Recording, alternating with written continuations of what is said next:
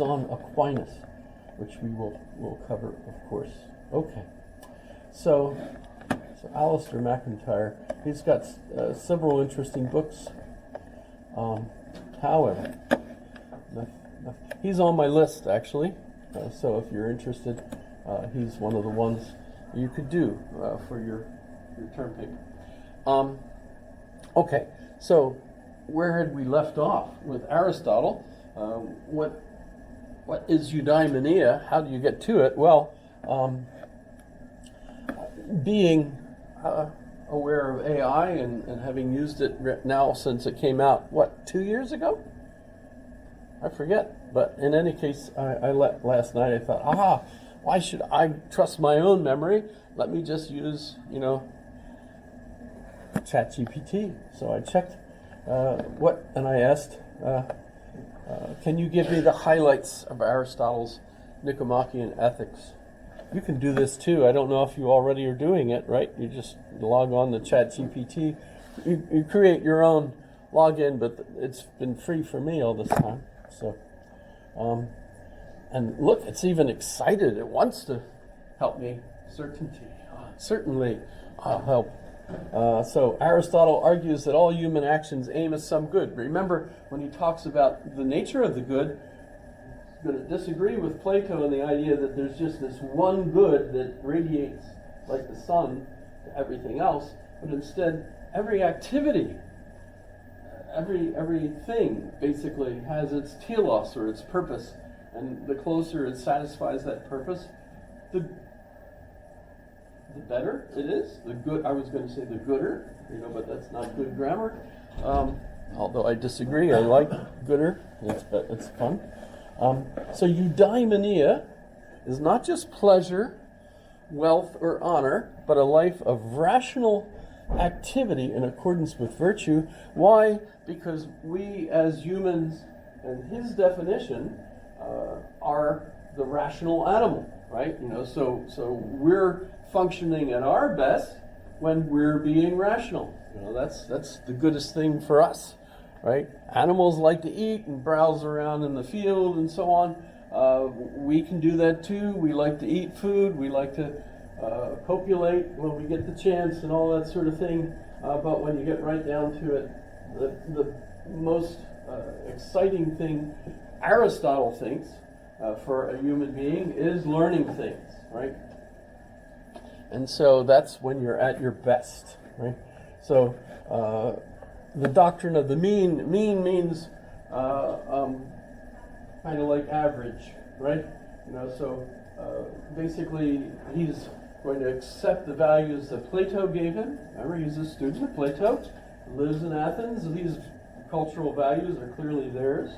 And so he's got the issue of courage, for example, the virtue of the kind of the spirited class, wisdom, remember the top class for Plato, and temperance for the working class, and so on. And how does he define it? As a means between the extremes, right? So we've got courage, temperance, justice are cultivated through habit. How do you become good? You're not born with it. You have to learn the activities that are associated with being good. And how do you learn those? Just like swimming, just like lifting weights, just like running, anything you can think of. The more you do it, the better you get at it. So you want to have habits that enable you to be good, as well as a good shoemaker and so on and so forth. And this is practical. Phronesis means a practical wisdom, the ability to deliberate well about what is good and beneficial in life. So it helps guide moral virtues, ensuring one chooses the right means to achieve eudaimonia. Voluntary action and moral responsibility. It requires voluntary action. By the way, for Aristotle, we are free to choose. So when we think about the argument over about free will or not, definitely Aristotle comes down on the idea that we're free to make choices. We deliberate and so on. And you want friends. Man is social. And as a result, we need friends that enable us to work with one another, not only in families. And I have to admit, that, when you look at the Greek culture, women were not that important to men's social. When you look at the dialogues of Plato, for example, it's all men that are arguing. I think there's a couple where women might show up as part of it, but it's mostly just men, and women are basically the ones bringing the chips and keeping the beer coming. And, that was a commercial years ago. Young kid, thinking we just sit and watch the sports, and the women keep the beer and chips coming. He didn't say beer, but maybe dip. I don't know. So yeah, there's that issue. By the way, how many folks have heard of a platonic relationship? Everyone, right? We use that. What do we use that to mean? Friendship, but also sexless, right? Generally, right? I have a theory that the reason for that is because when Plato first started being translated into English, which would have been people like Thomas Hobbes, and same time period that the Bible's translated into English. So there's this movement to translate, and Plato is certainly being translated. And it's a Christian society, and there were some things that the translators knew were not considered especially Christian in the Greek text, and so they hid it in a way that people wouldn't realize it. Today, if you read an updated translation of things like this symposium that talks about the nature of love, the 4 different kinds of love, or 7, whatever, it's very clear that the Greeks at this time believed in your true love would be the young boy. You're the older man, and the young boy would be your love. What about the wife? Obviously you have children with your wife and so on, but the relationship was between the mentor and the mentee, which, so whenever anyone points out, you're a mentor, I'm like, because, this is not really, in fact, I think the original mentor was the man that Odysseus selected to take care of Telemachus, his son, while he was away at Troy. And, that's, an understood, relationship that they would have. There's plenty of art. I remember in college in art, the teacher actually had occasions when he told the female students in the class not to come. And then he showed just the males slides of art that he didn't think the females should see, which was mostly homosexual urns and things, etc. So I suspect that the reason we think of platonic relationships is because a misunderstanding, really, of what love is about. The early translators translated the works in a way that it wasn't obvious that they were actually talking about sexual love, not just kind of a friendship, really, with one another. And as you can imagine, over history, with primarily Christian scribes transmitting these documents, who knows how much of the original text might have been changed in order to prevent those kinds of impressions and so on. Just a little aside there. So friendships, what kind of pleasures were people supposed to have? Actually, there's people that argue over whether Socrates or Plato or Aristotle had any such relationships. Who the heck knows? They want to hide that because they want those individuals to be thought of very highly. So we'll never know. The role of the state, ethics and politics are closely connected. Got to have a good society to have a good family, etc. So all of that is interconnected. One of my favorites from the ancient world is Peter Brown, so I asked specifically if Peter Brown wrote anything, but his focus is on Christianity.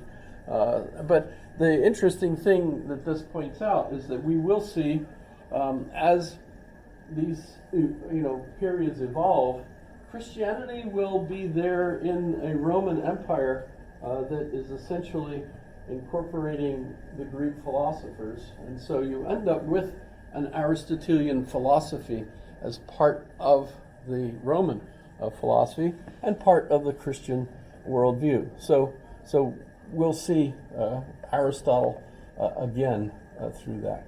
And if you're interested in contemporary philosophers that are clearly Aristotelians as their focus, I mentioned Alasdair MacIntyre, but Martha Nussbaum is another one. By the way, I think she's the sexiest philosopher alive.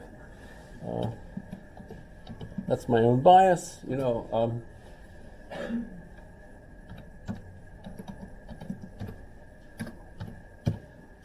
she's also on my list.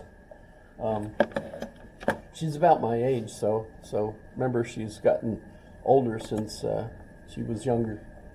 It usually happens. So there's Martha, and she's a Aristotelian and involved in law. University of Chicago, I believe, is where she teaches. University of Chicago, etc. Okay, so Martha Nussbaum. All right. There's others besides those.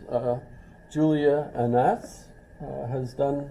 I don't have her on my list, but if any of these are appealing to you, you're welcome to add them. I don't know any of these actually. Miroslav Volf, I asked specifically about because I mentioned one of his books, Human Flourishing. The other class. I just put it up there. I didn't really discuss it or anything.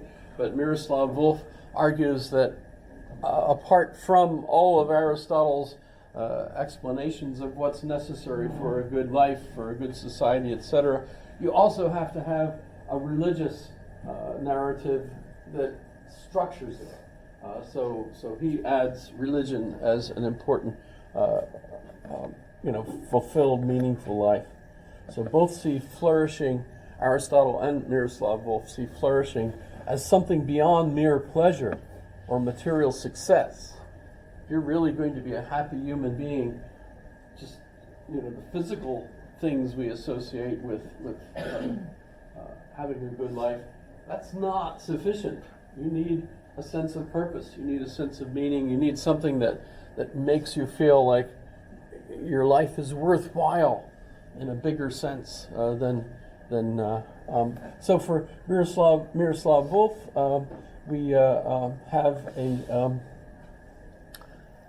a need for a higher thing, which really is kind of like Plato, even though Aristotle denies that there's such an abstract, idea and so on.